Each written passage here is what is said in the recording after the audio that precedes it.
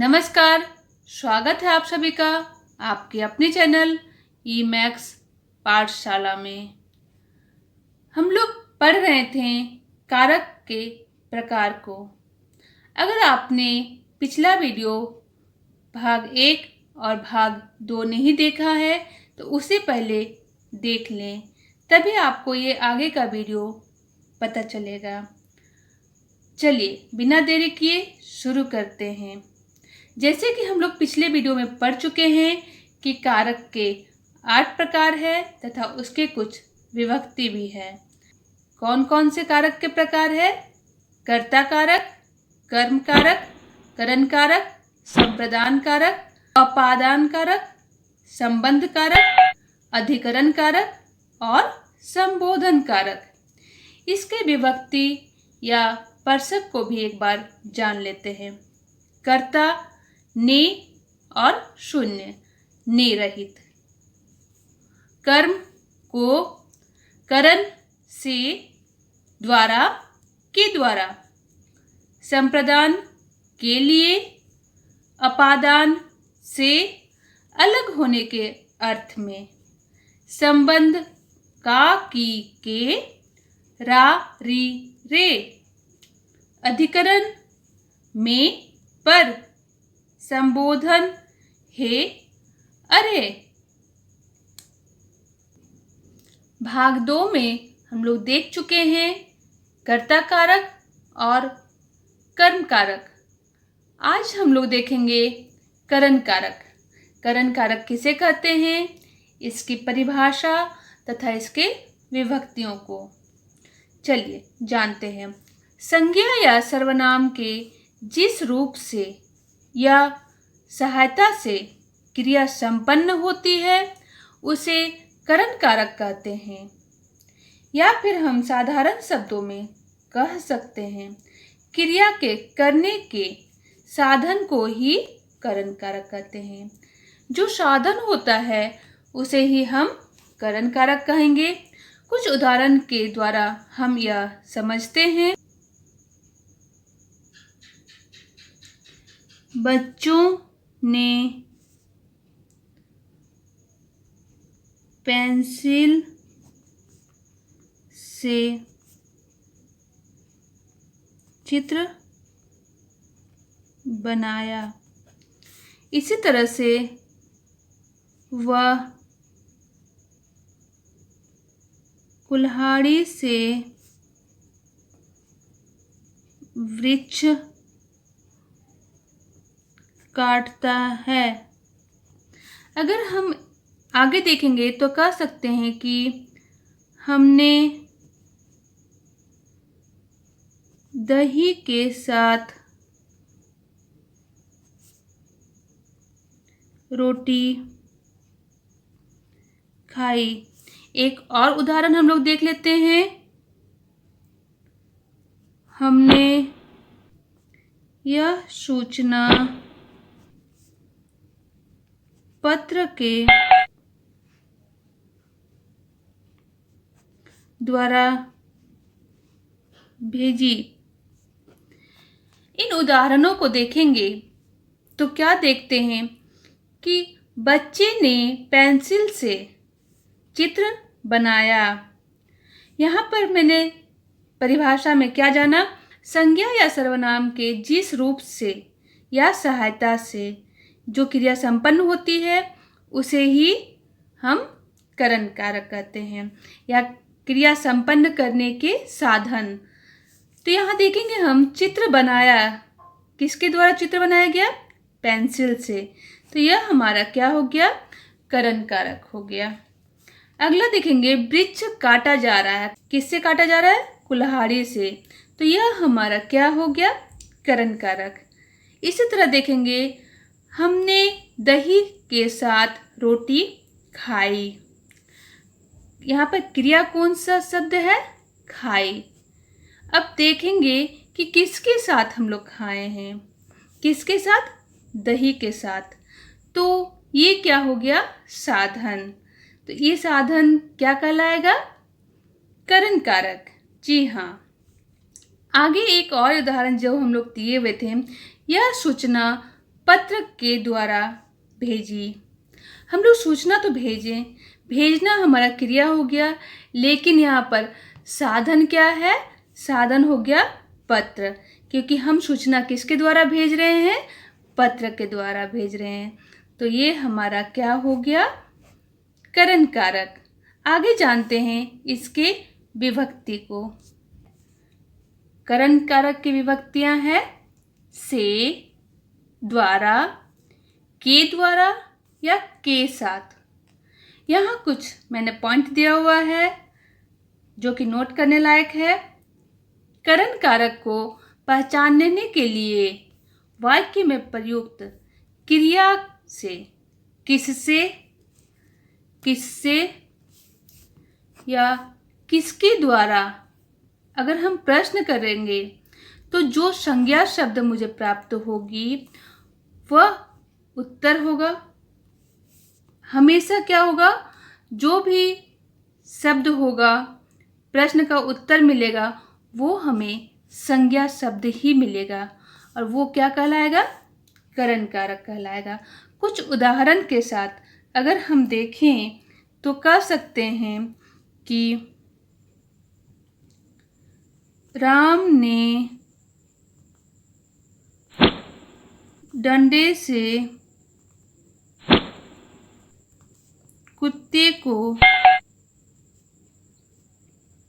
डराया। अब देखिए, मुझे क्या प्रश्न करना है? किससे या किसके द्वारा? तो राम ने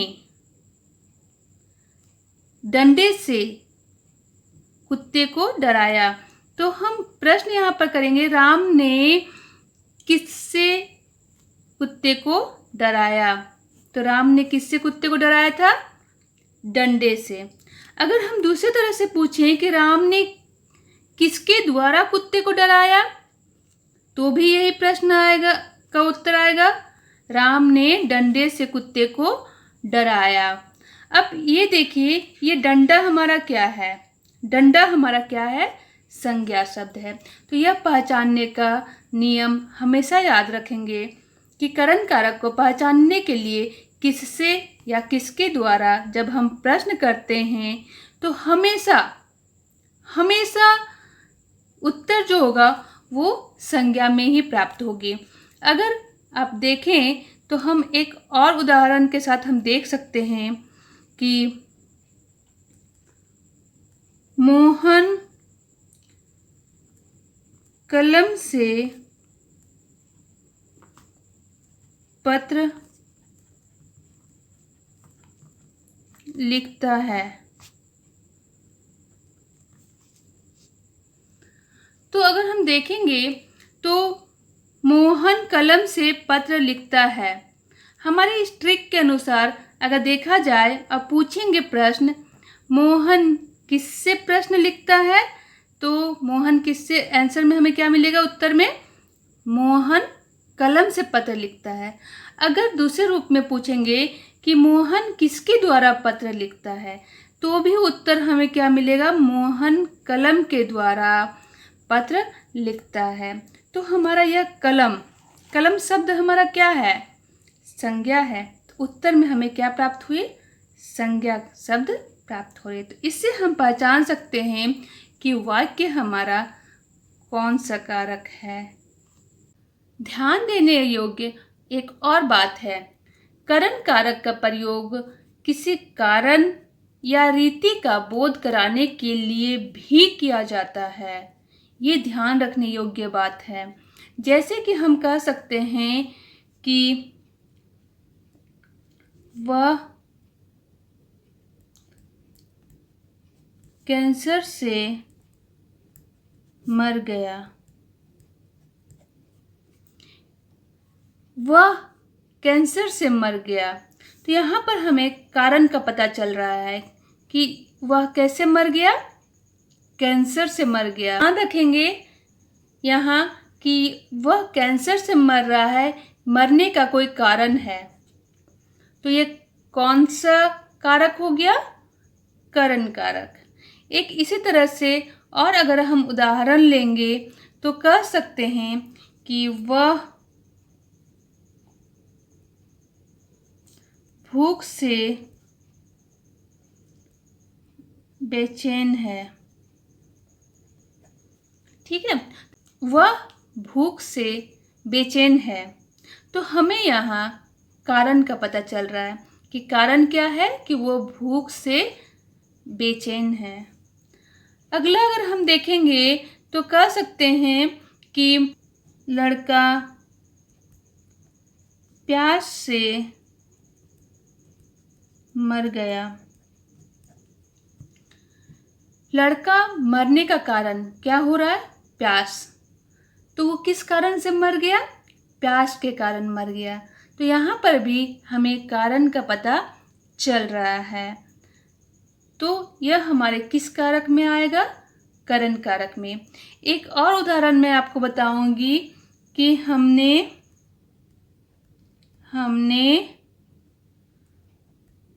उनकी बात ध्यान से सुनी। यहाँ पर रीति का बोध हो रहा है।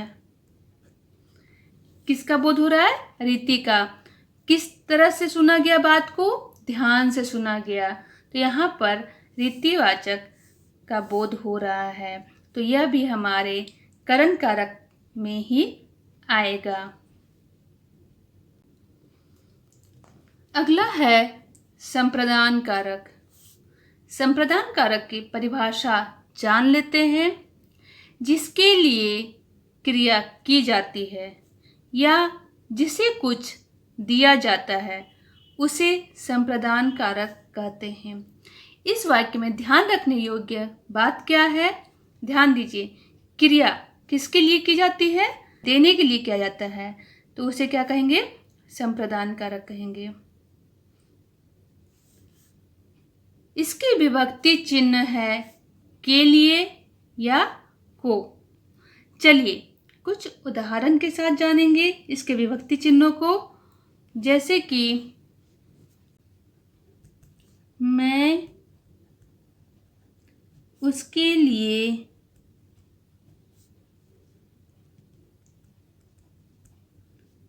पुस्तक लाया। पिताजी हम सब के लिए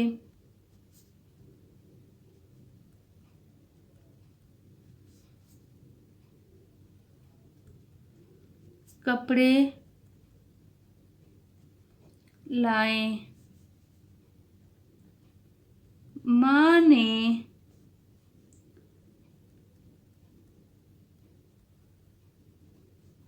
नौकरानी को साड़ी दी।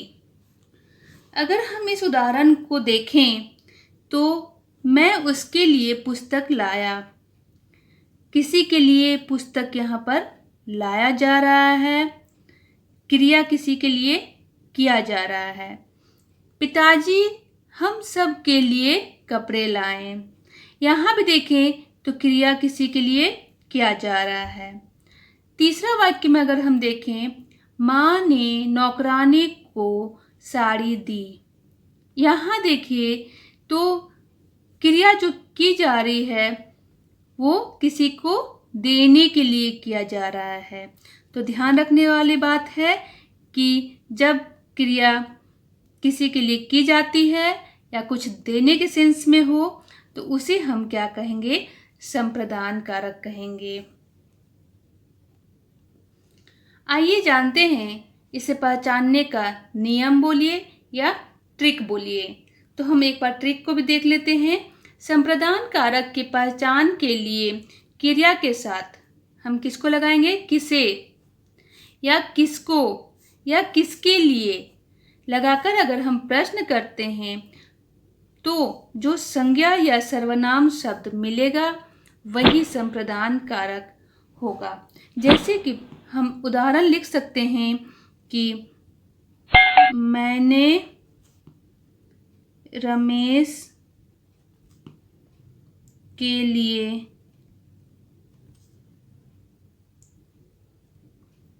पुस्तक ली। और अगर एक और देखेंगे तो मैंने अपने मित्र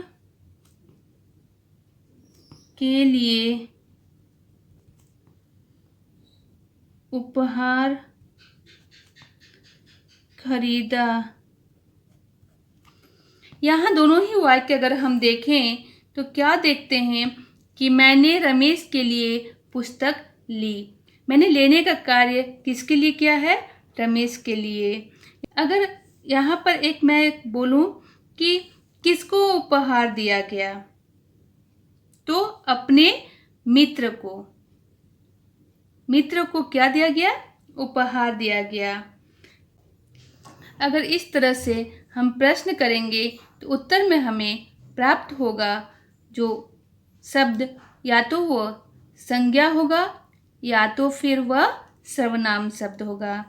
इस तरह से हम कारक में संप्रदान कारक का पहचान कर सकते हैं। अगला वीडियो में हम आगे के प्रकारों को बताएंगे। तब तक के लिए जय हिंद, जय भारत।